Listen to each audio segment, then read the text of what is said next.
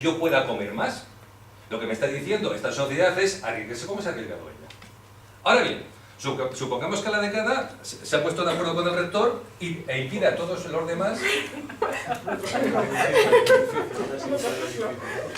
Bueno, no sé, no sabía que había llegado ya al acuerdo.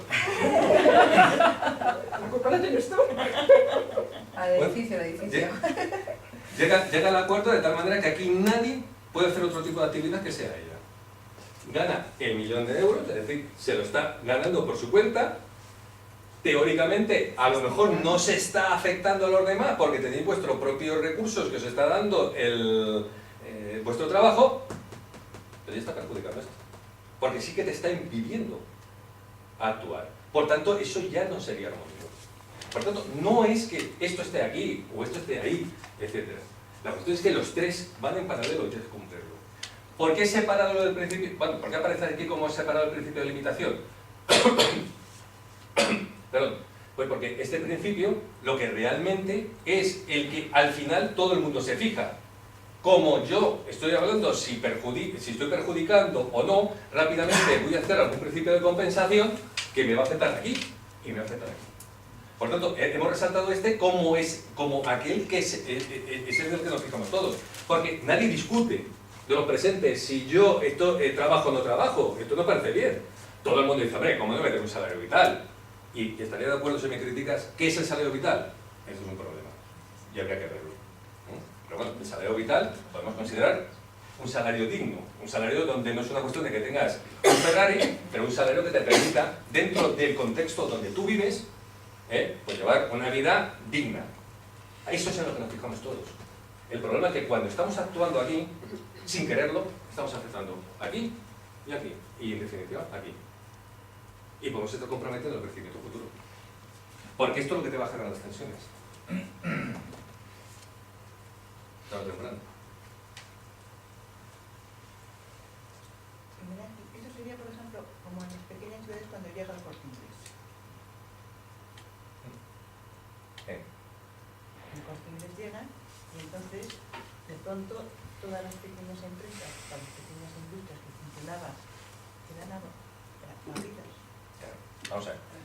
Y eso ya Sabemos tiene que no, inglés. no te lo digo, hay estudios sobre eso, mira, te lo Sí, sí. Hay estudios que incluso... Depende de... Exactamente, depende. Sí. Fíjate algún caso. Pero ¿qué está ocurriendo ahora con el Corte Inglés? No voy a poner ningún Está mal ejemplo. estudiado. Que Santander está progresando. ¿Y qué le va a pasar a Santander dentro de unos cuantos años? Se lo va a papar la Caixa. Pues no coja la que no va. El problema es que cuando tú no estás mirando ese tipo de comportamientos, porque solamente te estás fijando aquí, estás generando en un primer año eso que llamamos crecimiento, una serie de efectos positivos, pero estamos viendo lo que me va a pasar en unos cuantos años. Porque esto me va a condicionar. Ya. Vamos. ¿Cuántas manifestaciones habéis visto en contra del Corte Inglés? Ninguna. Bueno, pues os lo cuento como anécdota, hace 6 meses, en el mes de marzo, sabéis que Aneca está en la calle Orense. Venía con el director de una reunión, entonces nos dejó el coche ahí en la puerta de Orense, y oíamos pitadas, gritos, y le dije al director, pues, ser que se entera que estamos aquí, en vez de una de protesta. Y dice, bueno, partido, bueno, nos subimos ahí. Y entonces, allá arriba, claro, nos quedamos un poco perplejos. Y esto es, porque decíamos, el misterio que vengan aquí a protestar, porque eran las manifestaciones que habían en contra de la ley, ¿verdad? Y descubrimos que eran los trabajadores del Corte Inglés. Es que últimamente tienen muchos follones. Claro. ¿Qué es lo que ocurre? Que teóricamente parece, y parece que estamos atacando al Corte Inglés, no es eso, pero esto que parece que desde unos datos cuantitativos me está generando una serie de efectos positivos, lo que nos estamos dando cuenta es que con determinadas políticas lo hemos perjudicado, pero no ahora, de cara al futuro. Por eso cuando está de acuerdo contigo, yo esto no lo puedo medir. Y desde luego, vamos, el que se ponga a medir esto va a tener una inventiva tremenda. Pero sí que, en el momento que vea cómo se está actuando aquí y cómo se está actuando aquí, puedo prever problemas que me vienen en el futuro. No, pero muchas de esas cosas se pueden medir y luego el crecimiento hace mención no al PIB en un año, 2 años o 3 años. El crecimiento, por su propia definición, también se refiere a la evolución del PIB durante décadas. Sí. Tiene en cuenta políticas, considera el papel de los monopolios. No estoy defendiendo, repito, el crecimiento tal y como se mide, porque creo que es una medida muy simplista de la realidad. pero me provoca cierta desazón el manejar un concepto como el progreso que no tengo claro qué es exactamente, sin ir ya a concepciones ideológicas, ¿no? Pero fíjate la diferencia a lo que tú estás planteando. Tú me estás hablando del pasado, yo te estoy hablando del futuro. Es decir, tú lo que me estás haciendo con un modelo, cuando me estás midiendo el pito de esto, me estás midiendo el pasado y casi una aproximación. Porque si estamos hablando del futuro, ya te quiero ni contar la cantidad de datos nos da. Es que esto no está viendo el pasado. Es decir, esto no me estoy preocupando cómo ha sido el dato del crecimiento. A mí me puede decir, oiga, y has contemplado todas las políticas de monopolio, todo lo que tú quieras. Y entonces me dice, mira, esta economía ha crecido el 4%, o el 3, o el 2, y digo, estupendo. Yo es que estoy midiendo otra cosa igual. Es decir, dicho de otra manera, ¿cuánto va a crecer la economía española el año que viene? No lo sabe nadie. Nadie lo sabe. Pero todo el mundo A da lo datos. mejor un 0,5. Bueno, esta mañana la COE decía que el 0,9, Ojalá, ¿no? el Fondo Monetario de tal. Bien, la pregunta es, aquí, a mí no me preocupa si la economía va a crecer el 0,9, o el 1, o el 1,5. Esto me preocupará para que el señor Montoro nos presente unos presupuestos de X millones, de X no sé qué. Esto lo que me está preocupando es, oiga, esa política que usted me ha dicho antimonopolística o de comportamiento de las eléctricas, ¿está en consonancia con todo esto? Porque si no está en consonancia con todo esto, a mí me da lo mismo que usted crezca el 1, el 0,9 o el 0,5. Usted me va a generar un problema dentro de 2 años, o 3 años, o lo que sea. Pero usted me está empezando a generar el problema ahora. Y lo vamos a ver. Sí, pero, a ver, por ejemplo, sin querer entrar al trapo, pero con el principio de limitación, no perjudicar a otros a la hora de conseguir renta. Eso, de alguna manera, se parece muy mucho, o me suena mucho al principio de Pareto, de mejora paretiana. Y realmente cuando tú intentas aplicar a una economía el principio de Pareto, no haces nada. Es decir, si tú como policymaker quieres aplicar políticas a la Pareto, no haces nada. O sea, no haces nada porque al final cuando tocas una tecla siempre sale alguien perjudicado. Y en ese caso siempre alguien va a perder su renta. El ejemplo del Corte Inglés de antes, si tú pones un Corte Inglés en un pueblo, siempre va a salir perjudicado a alguien. Pero si supuestamente estamos respetando el principio del libre comercio, no deberíamos de hacer crítica alguna con respecto al establecimiento del Corte Inglés en cualquier lugar de España. Pero eso no deja de quitar renta a algunos ciudadanos. En fin, no sé. Son diatribas mías que no... No, pero ¿querías hablar? Pero es que hay un estudio de una compañera mía de Burgos, de hecho todo de la Comunidad de Castilla y León, que demostró, contrastó, que cuando el Corte Inglés fue a la Comunidad de Castilla y León después del de Valladolid, que era clásico, el comercio de las ciudades como Salamanca, Burgos, etc., fue hacia arriba en vez de hacia abajo. Es decir, que es que eso no está contrastado. No sabemos, ellos lo dicen en el artículo, no se sabe si es porque coincidió un año de bonanza económica. Podría ser, a lo mejor si lo hubiéramos medido longitudinalmente en muchos años, no ocurriría. Pero no está contrastado que el hecho de que te venga un grande, por lo menos desde la área nuestra, quiere decir que vaya a perjudicar al resto, sino que muchas veces hace de revulsivo y todos se benefician. De hecho, se abrieron nuevos establecimientos pequeños. Bueno, tienen una serie de mediciones estupendas, es decir, que es que yo no estoy de acuerdo con eso a priori, vamos. Otra cosa es que luego, para determinadas cosas sí, pero no siempre, por ejemplo, en comercio afecta así. Pero ves, ha contribuido al progreso, porque ha mejorado todo Exactamente, el comercio pequeño. exactamente. Ocurre lo mismo Santiago de Compostela, exactamente igual. ¿A qué pasó El también? Corte Inglés hundirá y los demás habrán mejorado. Exactamente. Una cosa, por favor, como estamos, le necesitamos poco, perdona Jesús, pero había varias palabras pedidas antes, vamos a mantener un poquito de orden, porque si no, cada uno cuando quiere hablar, habla, pues entonces esto acaba siendo un desastre, ¿no? Entonces había, previamente, antes de que interviniese Francis, Begoña había pedido la palabra, Paulina detrás había pedido la palabra y luego Francis. No, Quería- yo ya. A ver, bueno, yo también la verdad que me ha causado pues muchas dudas, ¿no? La parte empírica, todos son dudas, o sea, no veo por dónde cogerla. Yo entiendo que el editor dijera de eliminarla antes de publicar el artículo, porque creo que es que no se sostiene ninguna de las dos regresiones que nos has mostrado aquí. Hay problemas de todo tipo, no hay detrás ningún modelo detrás que sustente esas relaciones, son variables que pensamos que pueden tener algún efecto, pero ahí hay muchísimos problemas econométricos, un R cuadrado de 1 ya ni te cuento, o sea, ahí los problemas son total, no sabemos qué se está midiendo ahí, o sea, no se sabe qué se está midiendo, ni lo que es la variable endógena, ni misógenas, ni problemas de multipolinealidad, bueno, no las veo por ningún lado. Entiendo lo que decías al principio, que queríais alejaros un poco de lo que son la modelización estándar de crecimiento endógeno. Pero claro, si te sales de ahí, te sales de lo que es un modelo teórico, al final no sabes qué es lo que estás midiendo. Entonces al final es coger variables y hacer un poco cocina y bueno, pues ver, pues para eso más sencillo, haces una correlación simple entre dos variables y ves qué correlación tiene y ya está, ¿no? O sea, no veo por ningún lado, aparte de todos los problemas de medición de estas variables que ya se han apuntado antes, de que no sé qué están viendo, ya cuando entras en esas ecuaciones econométricas yo creo que no se sostienen, ¿no? Y bueno, por lo demás yo creo que es lo que estamos haciendo aquí al final, no sé quién lo ha dicho, pero es casi filosofar, ¿no? Estamos haciendo más filosofía que economía bajo mi punto de vista, pero bueno. Sí, y entonces yo veo muchos problemas en esas ecuaciones. Bueno, vamos a ver, te vuelvo a repetir, las ecuaciones en un primer momento no las pusimos simplemente como complemento. Y fue porque el editor nos dijo, bueno, pues vale, pues ponerlo. Solamente estábamos viendo signos. ¿Pero esto pasó por evaluadores externos? ¿Eh? ¿Esto pasó por evaluadores externos? Claro. Madre mía, no sé dónde se ha publicado, pero bueno, no lo voy a preguntar. Y luego, bueno, yendo al otro tema... La revista es en la... No me lo digas, por favor, no, que no me quiero asustar. No. Te podrás asustar o no te podrás asustar, pero la revista es JCR, Sí, por eso. tiene un alto índice de impacto. Madre mía. Y vamos a ver, los análisis econométricos dependen de cómo lo mires. Porque la econometría es cuando pierdes un número de teléfono te da una aproximación. O sea, esa es la validez de la econometría. Punto 1. Punto 2. No hay una cosa más fácil que criticar ecuaciones.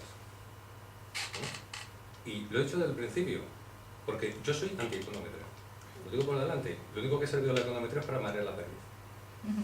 Y para sacar resultados. Bueno, vamos a ver. Sí. La econometría es la medida estadística de la economía, entonces no es un modelo. ¿Cómo? ¿El qué? La econometría es la medida estadística de la economía. ¿Ah, sí? Si tenemos un Demóstramelo. modelo teórico detrás, un modelo tiene su fundamento teórico, la econometría lo que te está avalando también es el modelo teórico. Si no el modelo teórico, ¿sí? efectivamente la econometría no vale para nada. Sí, oye, perdona. La econometría Perdona, que la econometría te vale vale un modelo económico. ¿Me lo estás diciendo en serio? La econometría, Sí. cuando tienes un modelo teórico Sí. fundamental que te está midiendo Sí. esas relaciones entre las variables, Sí. entonces la econometría, por supuesto, si no tienes ningún modelo detrás, ¿qué te está midiendo la econometría? La econometría, medir tu modelo económico, pero si un modelo económico es una relación de ideas, donde lo que estás haciendo es cortar todas las posibles relaciones que no se puedan medir. Esto me recuerda a la cama clásica. Cuando había un mesón donde había una cama, ¿no? Y en esa cama, dependiendo del que durmiera, si era mucho más corto, lo estiraban hasta que reventara. Y si era mucho más largo que la cama, le cortaban los pies. Bueno, yendo al otro tema que quería comentar, y ya con esto acabo, ¿no? Porque también se ha discutido aquí lo de la distribución de renta, el crecimiento, la relación, bueno, pues es también el debate conocido de eficiencia versus equidad, ¿no? O sea, ¿qué es mejor? ¿Eficiencia, que es lo que genera crecimiento? O si no, la equidad, que al final lo que estás haciendo es redistribuir renta. Bueno, pues efectivamente es que si primero no generas crecimiento, no puedes redistribuir la renta. O sea, que primero tendrá que ir el crecimiento y luego la distribución de renta sí es una cierta medida de justicia social. O sea, que al final plantearse si eso va a repercutir nuevamente en el crecimiento, hay que planteárselo como una medida de justicia social, la distribución de renta. Entonces, bueno, yo esto lo entiendo como ese dilema entre eficiencia versus equidad. O sea, según tu planteamiento, mientras que no haya crecimiento en la distribución de renta. A ver, puede haber... Estoy hablando de relaciones. Sí, O sea, ¿cómo vas a medir? No, vamos a ver. Si nos Estoy empezamos hablando de relaciones. si pero empezamos a medir, podemos medir lo que queramos. Sí. Yo lo que estoy preguntando, porque uno puede medir todo lo que quiera, y medir es comparar dos cosas, ¿no? El problema es que comparamos. O sea, tú lo que me estás diciendo es que solamente cuando hay distribución de la renta... No, estoy diciendo Sí. que a la hora de medir el crecimiento, el meter, como habéis hecho ahí, la de distribución de la renta, pues ahí la relación que es que ya no me acuerdo pues, de las variables, que era lo que salía, pero... ¿qué relación había entre Esta, la distribución de renta? Distribución de renta y emprendimiento.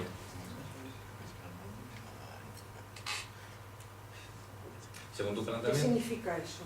significa que si necesitamos ahorros para fomentar el emprendimiento, tengo que generar una distribución de la renta tal que favorezca el ahorro. para que se pueda emprender y se pueda crecer. ¿Eso es plausible?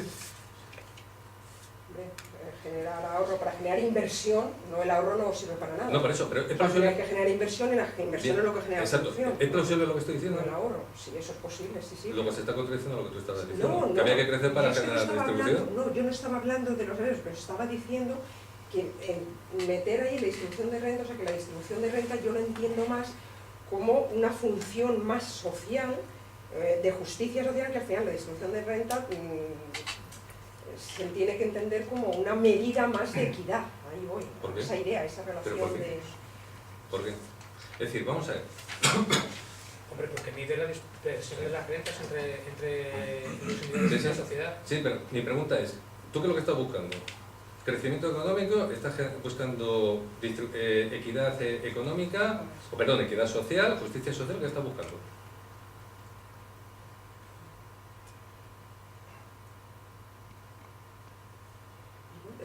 Tiene que haber equidad, tiene que haber redistribución de renta, pero intentar medir esos efectos sobre el crecimiento económico es que es muy complicado. Es muy complicado. Es complicado, lo mide todo el mundo.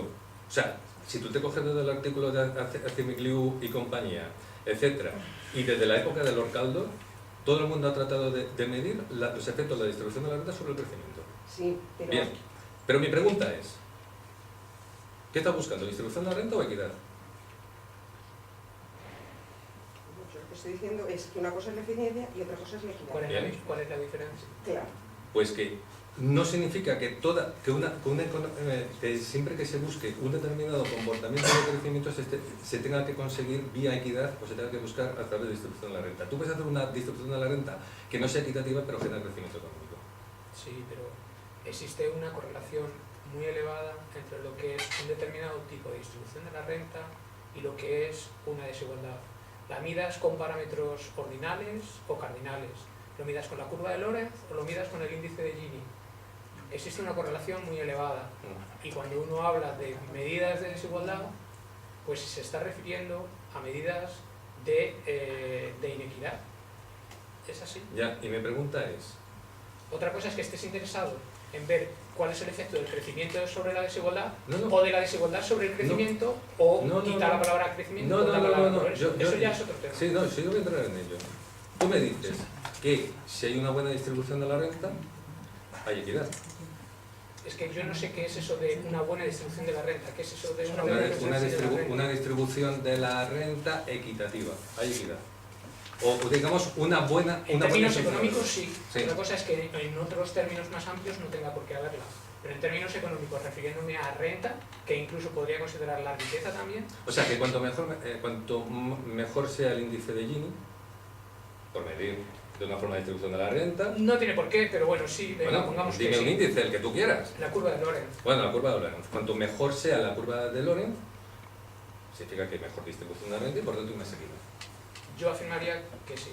Si asumo el axioma de Pigou-Dalton de transferencias progresivas, sí. Sí, no, puedes asumir todo lo que tú quieras. Yo ahora te digo lo siguiente. Entonces lo que me estás planteando es que cuanto más recursos cuanto más evitemos que haya una dispersión de rentas entre uno y otros, estamos en mejor situación. Es que eso de mejor situación, yo no estoy diciendo eso. Bueno. Yo estoy diciendo es que si la curva de Lorentz va para arriba, entonces la Sí. distribución es Bien. más equitativa. Traducido al Estoy castellano, diciendo ¿eso cómo lo simplemente. consigues? No, lo digo porque lo vemos todos. ¿Eso cómo lo consigues? Bueno, eso es otro tema, eso es otra discusión. No, es que... Si Bueno, vamos, vamos a ver, es que si nos vamos enrevesando en la terminología y al final no concretamos, podemos llegar a que nada vale. No, yo no, lo yo que- no estoy diciendo eso. Sí, Yo lo que no, estoy sí, diciendo yo es lo que que para mover la curva de Lorentz tienes multitud de Vale, posibilidades. dime la que tú quieras. Bueno, pues por ejemplo, una política redistributiva, progresiva en cuanto a los tipos marginales en el Bien. IRPF. Poner más elevados a los que tienen más y más bajo los que tienen menos. No te lo asegura, pero bueno, por lo menos es una condición Vale, necesaria. bien. Bueno, ya vamos a un acuerdo que más o menos lo que estamos hablando al final. Y tú eso me dices que lleva una mayor equidad. Bajo ese criterio, sí. Bueno,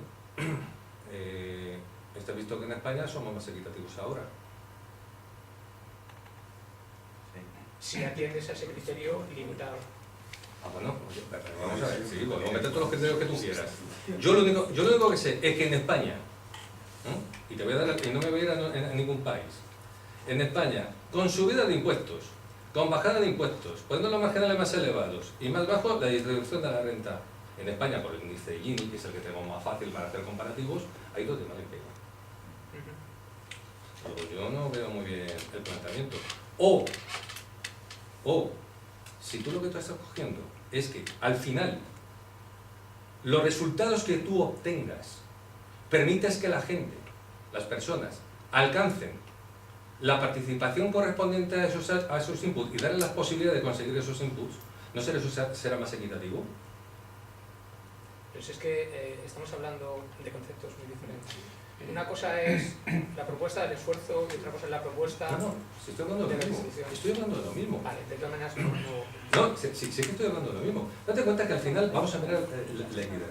Y yo lo que no veo claro, y a lo mejor estoy equivocado, es si un país necesita una serie de recursos para generar inversión, para generar crecimiento, para generar empleo, lo que tú quieras, tenga que ser necesaria y obligatoriamente subiendo unos tipos marginales o bajando los tipos marginales. Porque a lo mejor lo que se resulta es precisamente lo contrario. Tú te encuentras... Estoy de acuerdo con eso. Sí, ¿sabes? Tú ahora mismo te coges en un trabajo que hicimos en el Instituto de Estudios Fiscales hace unos cuantos años. Lo que mostrábamos es que había un modelo de crecimiento, con todo tal, y se hizo de una base econométrica pura allí. Se demostró que el 60% de los países de la Unión Europea necesitaba ahorro. ¿Cómo me consigues el ahorro?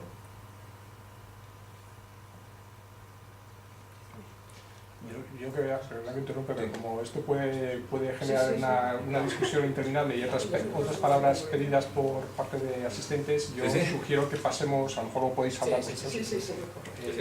No que me he puesto detrás del ordenador y parece que estoy oculto. Y había más palabras pedidas, está Paulina, por favor. Sí. Y después Bueno, Iñaki. Yo voy a salir un poquito de acá, yo soy de Chile. Mi país hoy día enfrenta un nivel de crecimiento económico bastante aceptable, tenemos tasas de desempleo del 5,8%, una economía bastante sana, digamos. De hecho hay muchas personas españolas, digamos, que están viviendo y que se han ido a nuestro país.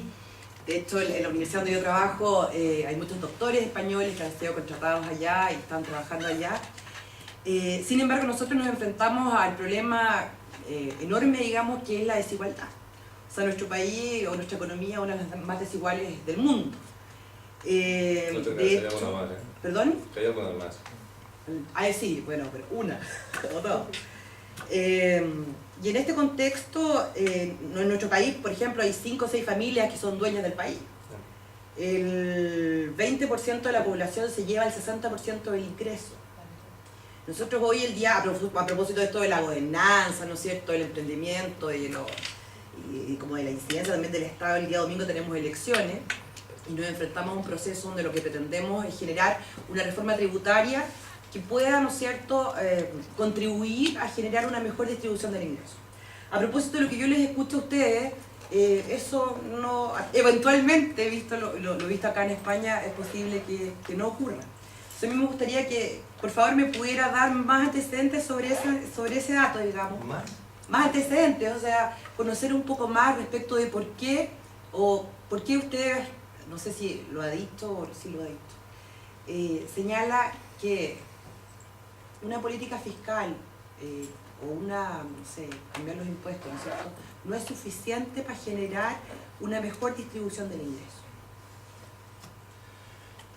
Y lo otro, eso son dos cosas. Eso es una cosa y lo otro es el tema del emprendimiento. Y cuando uno revisa el emprendimiento, yo no sé si el GEM, que es este indicador que usted usa y que también lo usamos en mi país, que ha planteado, ¿no es cierto?, el índice global de emprendimiento, mide o no mide la calidad de los emprendimientos. Porque obviamente que es distinto un emprendimiento de una señora que vende empanadas o tortillas de papa aquí, ¿no es cierto?, en la esquina, o un emprendimiento tecnológico, ¿no es cierto?, donde se incorpora una nueva aplicación de iPhone, qué sé yo, tienen características distintas y por tanto pueden incidir de manera diferente también en su modelo. Esas dos cosas. Vamos a ver, respecto a la política fiscal, depende mucho de los ámbitos del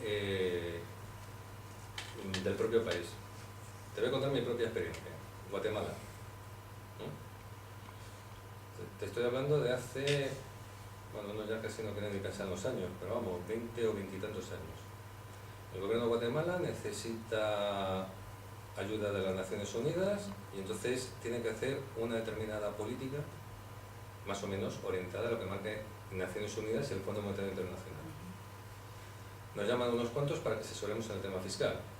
A mí me tocó deuda pública y qué políticas tendría que hacer para, digamos, tener una deuda pública sostenible a lo largo del tiempo.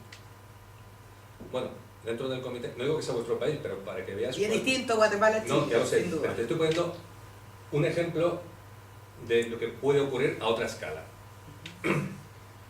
Entonces, bueno, les hacemos el planning, etcétera. Entonces, se lo mandamos previamente y tenemos que ir allá a Guatemala pues, a explicar ante el Parlamento con esa medida de propuesta, porque dependía de la ayuda que le diera el Fondo Monetario Internacional la aplicación de esas medidas. Y mira tú por dónde, cuando está todo montado, el gobierno dice que se suspende, porque no quiere aplicar las políticas. Oiga, esto no tiene lógica. Eran políticas más o menos aceptables y no era ningún... Claro, además, era aplicar esto que estamos hablando, de poner un impuesto sobre la renta de las personas físicas como Dios manda, etcétera, etcétera. Pues no quisieron. ¿Y por qué? Porque a pesar, y he puesto el caso de Guatemala para que todos sabemos qué tipo de gobierno había en aquel entonces, que era un gobierno revolucionario, etcétera, etcétera, y por tanto era pro del pueblo, para utilizar la terminología de aquella época. Pues decía que tenía miedo a los grandes capitales. Pero te estoy hablando del año 85 o 90. 30 años antes, Lord Caldor salió, tarifando, me parece que fue de México y de algún otro país, donde había hecho una propuesta de reforma fiscal y le pasó 3/4 de lo mismo. No querían aplicarlo por esos ámbitos. ¿Qué es lo que ocurre? O sea, la política fiscal tiene que tener un determinado consenso y tiene que tener una aceptación desde el punto de vista público. Si no es aceptada, tiene muchos recovecos y puede haber mucho tema de evasión, de no aceptarlo, etcétera, etcétera, etcétera. Entonces, no es que la política fiscal no vaya a tener un efecto redistributivo, que lo puede tener, siempre y cuando esté bien planteada, esté bien diseñada, y digamos, esté en consonancia con esfuerzos, digamos, situaciones, etcétera. Por tanto, hay que cumplir una serie de condicionantes. El problema de la política fiscal es que si no es aceptada y a su vez tiene un cierto margen de aleatoriedad, al final no se cumple, porque al final se recauda sobre los de siempre. Y ese es uno de los problemas de la política fiscal. Sí, se hacen muchos avances, yo no soy fiscalista, pero vamos, hablando con compañeros que son fiscalistas, te dicen, sí, hacemos no sé qué, hacemos no sé cuántos, etcétera, etcétera, etcétera. Pero luego al final tiene muchos recovecos, y lo estamos viendo en el caso de España. El que no se desgrava la vivienda, se desgrava de A, se desgrava de B o se desgrava de J. Las empresas 3/4 lo mismo, con lo cual al final, ¿quién es el único que paga el impuesto completo? Pues el que no está casado, no tiene hijos, le ha tocado el piso en una lotería y ese le toca todo a pagar al completo. Los restos pueden quitarse. ¿Eso es justo o es injusto? No entro en ello. Eso sería otro tipo de discusión, pero da ese tipo de recovecos. Si luego además no hay una inspección, digamos, segura o eficiente, las posibilidades de evasión tienden a infinito. Entonces, al final, acaba centrándose en un grupo de personas. Eso es el primer problema. Hay un segundo problema. ¿Cómo me vas a diseñar la política fiscal? ¿Sobre qué vas a actuar? ¿Me vas a actuar sobre rentas de trabajo, sobre rentas de capital, de todo un poco? ¿Vas a imponer sobre el IVA? ¿Vas a imponer sobre no sé qué? Claro, es que depende de dónde me vas a actuar. Los efectos colaterales son mucho más importantes. Y luego al final, macroeconómicamente, me sacarás un tema de que has obtenido no sé cuánta rentabilidad y ya está. Pero luego, microeconómicamente, te vienen los problemas. Por ejemplo, aquí, un dato que me dieron del Ministerio de Trabajo el otro día. Todo el mundo habla que el impuesto sobre sociedades en España es el 20%, 25%. En términos medios se está pagando el 7,5%. Si tú me coges los datos correspondientes que te dan ahí, tú fíjate, metes el 20 o el 35, lo que tú quieras. Los datos que me dieron de allí, 7,5. Tú fíjate la dispersión que hay. Por lo tanto, hay que tener muchísimo cuidado cómo diseñas este tipo de medidas. Entonces, claro, los efectos a largo plazo pueden ser bastante perniciosos y te pueden generar determinados efectos indeseables. Entonces tienes que ver ¿Cómo la diseñas? Y luego, el tercer punto importante en una política económica es ¿para qué quieres diseñarla? ¿Qué estás buscando? Porque si lo que vamos a buscar es empleo, la tienes que diseñar de una forma muy distinta si lo que vas a buscar es control de la inflación.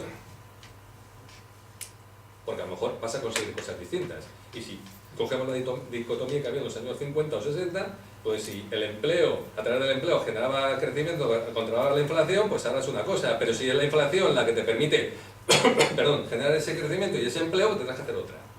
Entonces, eso hay que tenerlo muy claro también. Por ejemplo, en España se apostó por un determinado modelo y se hizo de una determinada manera.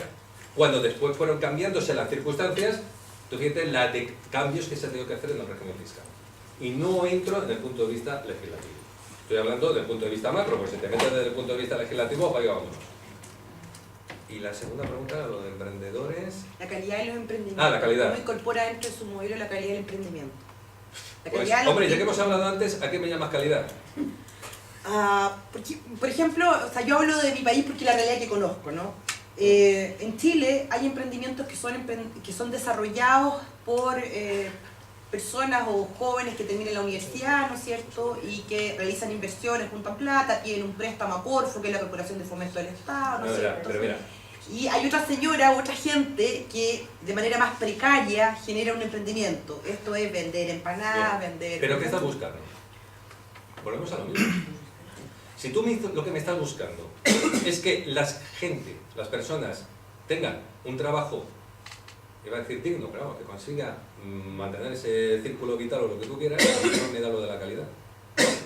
Si lo que tú me estás buscando es que haya un efecto expansivo que genere más empleo, me tendrás que buscar otra cosa. Si lo que tú me estás buscando es que sean más competitivos, me estás hablando de otra cuestión. Lo que sí que hacen estos datos es hablarte de lo que es el emprendimiento por necesidad y por ocasión. Es decir, tú lo estás haciendo porque tú quieres ser emprendedor y lo tienes tú metido en la sangre y quieres ser emprendedor, o tú lo estás haciendo porque como no tienes otra cosa, me pongo a ello. Si es lo segundo, sabes que generas empleo, vas a ser emprendedor ahora, pero dentro de 3, 4, 5 años, cuando la situación cambie, lo dejas y te metes en otro ámbito. Entonces, eso es hasta donde han llegado. Lo que sí que te puedo decir es que sí, y te estoy hablando de memoria, y como dejé ya hace un par de años lo de los emprendedores, a lo mejor me puede fallar. Pero, en el caso de España, el grado de utilización de tecnología, de innovaciones por el lado de los emprendedores, el equipo medio era de 5 a 6 años de duración, es decir, no estaban reponiendo nueva. El nivel de empleo generaban entre 1 y 2 puestos de trabajo. ¿Eso es calidad? Tú me dices que no, pero hay alguien que diría, oye, pues más vale tener esto que no tener nada.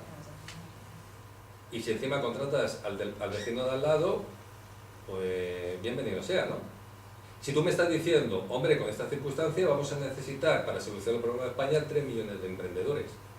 La pregunta es, ¿podemos sustentar una economía a largo plazo con 3 millones de emprendedores más los que hay? Si la respuesta es no, pues a lo mejor tenemos que orientar la política hacia otro lado. Pero te digo, al final, ¿qué estamos buscando? Y eso es lo que me tiene que dar las pistas. En el caso de España, yo entiendo que lo que estamos Sí, buscando perdona, Paulina, es que tenemos todavía 2 preguntas y se nos está extendiendo la Oye, sesión demasiado. Sí, pero tenemos establecido un límite de tiempo, entonces como hay 2 preguntas, yo pediría a los 2, que son Iñaki y Jesús, que brevemente hicieran una pregunta y que brevemente también intentaras contestar para que no se nos extienda demasiado. ¿De Vale, gracias, Alfonso. Yo era simplemente, y más desde el punto de vista de empresa, como son las 3 palabras del título, gobernanza, emprendimiento y crecimiento económico, entonces, igual que los modelos que planteas, a mí me entra la duda, o sea, yo no lo he contrastado ni mucho menos, pero sí otros compañeros, ¿realmente el emprendimiento genera desarrollo económico o son otras las variables que aquí se habla de gobernanza y otras las que permiten ese crecimiento económico, llamarle sostenible, llamarle más equitativo, etcétera? Me explico. Si el emprendimiento se mete como variable de control, me da igual que sea Alemania, que sea España, que sea Estados Unidos, el resultado del desarrollo económico va a ser el mismo, o realmente el emprendimiento puede influir a que sea un desarrollo, pues, vamos a decirle, mejor o no. ¿Por qué? Porque estamos viviendo ahora lo que tú has dicho, que hasta en la sopa, al salir de la marquesina, del autobús, del metro, emprendimiento, y con una ley de emprendedores no se emprende. Vamos, quien emprenda a través de una ley poco va a emprender, eso no es emprendimiento. Y si te digo de dónde han sacado alguna ley de emprendedores, te asustaría más. Entonces, el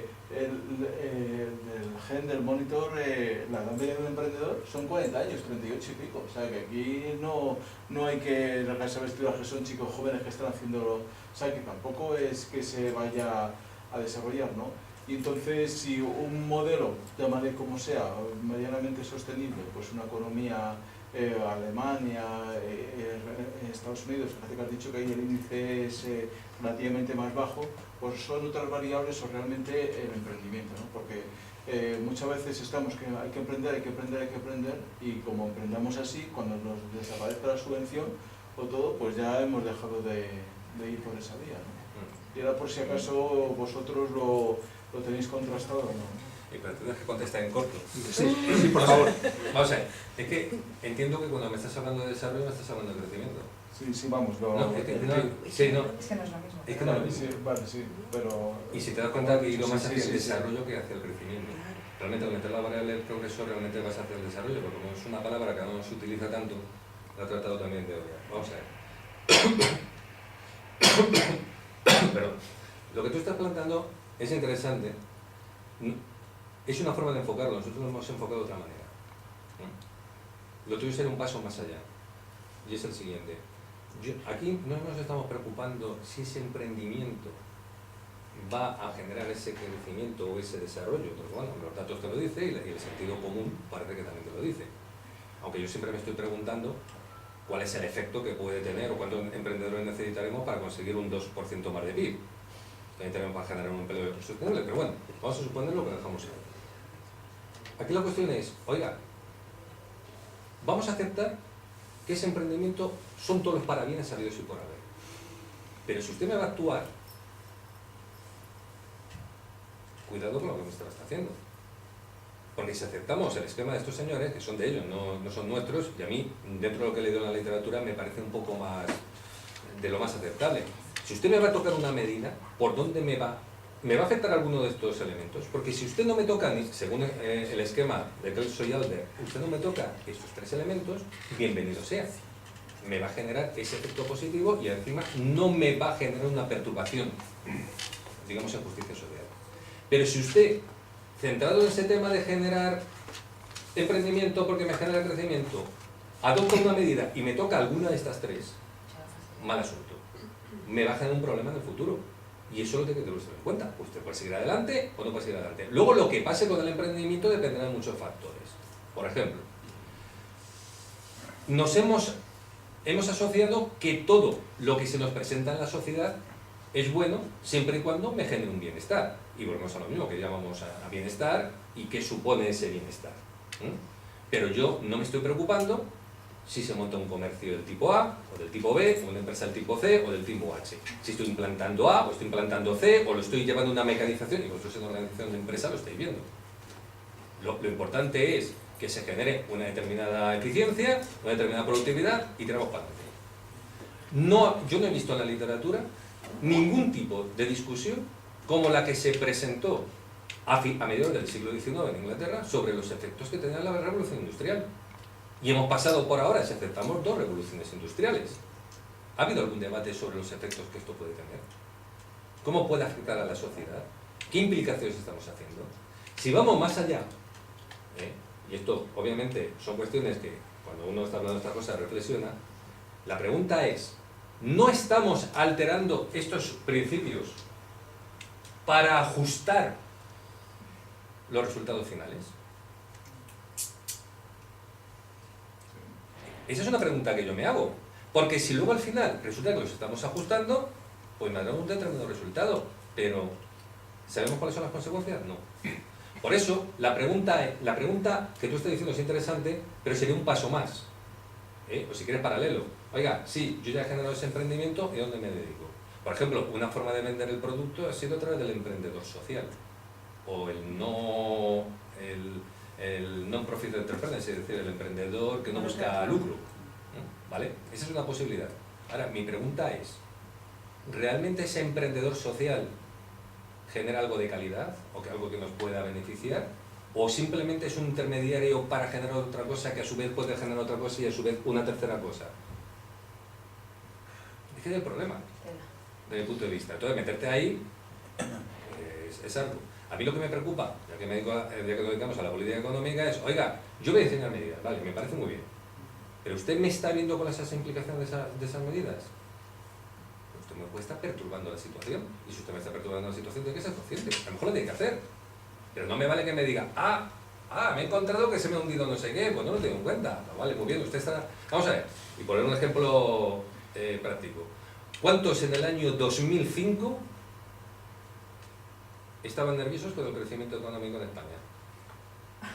Te voy a contar una anécdota que me ocurrió, que siempre la cuento. Año 2007. En el año 2007 estoy invitado en la embajada de Dinamarca. Y estaba el embajador y una constructora, porque se estaba montando una cosa allí, y me invitaron. Y entonces era cuando empezaba a aumentar el paro. Me dice, ¿cómo lo ves esto? Yo le he hecho un análisis de estas perspectivas y le dije, pues bastante mal. ¿Cuándo calculas que saldremos? Y digo, como mínimo 2013. Bien, llegan y dicen, esto no puede ser. La constructora me dice, ¿cómo va a ser 2013? Yo no voy a poder hacer nada, no sé qué. La constructora está en Castilla-La Mancha, que quebró el año siguiente. Yo no, esto es nada. Llegó el ministro, ¿de qué estáis hablando? Nada, que está diciendo tal.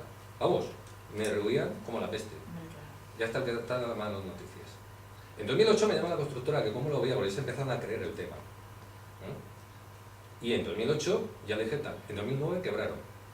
Claro, cuando le mandamos los modelos de predicción que habíamos hecho hasta 2015, en empleo, etcétera, etcétera, ya se lo empezaron a creer y es cuando vieron que esto era insostenible.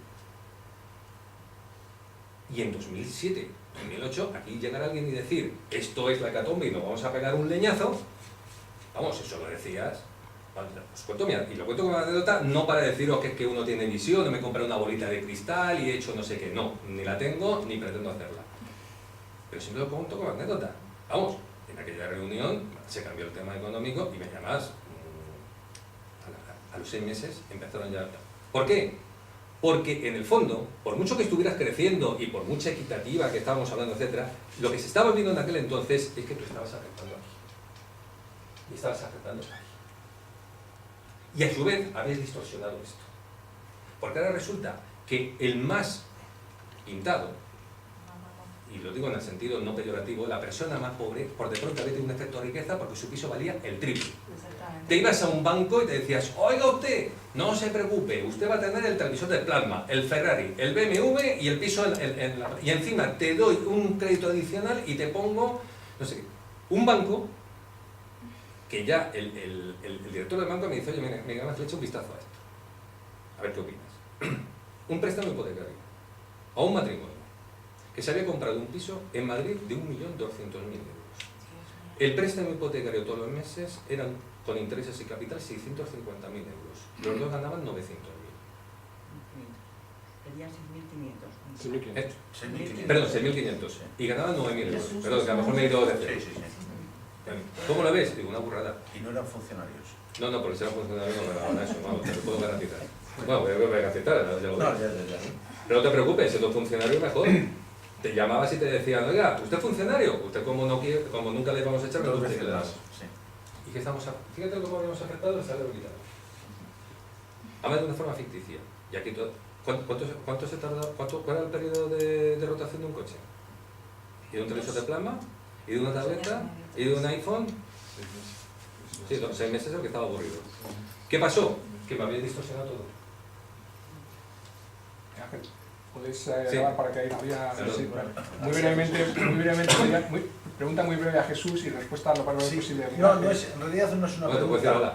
Después, si tenemos tiempo de tomar café, pues me gustaría consultar o decir un alto si el progreso ocupa lugar espacial, lugar nuevo. Pero eso después lo discutiremos. ¿Eso es una amenaza? ¿Eso es una amenaza? No, qué broma. Pero pensando la gente mayor, que tenemos un móvil que no tiene ni cámara de fotos y tal, si nosotros tenemos menos progreso que los otros que tienen un modelo más avanzado, etcétera, etcétera, no sabemos muy bien la innovación lo que es. Yo quería darle las gracias a Miguel Ángel y a Maite, porque nosotros somos como departamento los que hemos hecho la oferta para colaborar en estas charlas de la Seminaria de Investigación, y darle las gracias porque estén hoy aquí, nada más. Es un poco explotar a los amigos, pero bueno, uno tiene recursos limitados, entonces tira de los amigos. Yo digo una cosa, si la explotación es de esta forma, yo estoy encantado. Vale. Además, os agradezco la pregunta porque me hace reflexionar. Es decir, yo siempre os he dicho que, bueno, lo decía al principio, a mí me gustan estas cuestiones precisamente por esto, porque se generan debates y a uno lo hace reflexionar.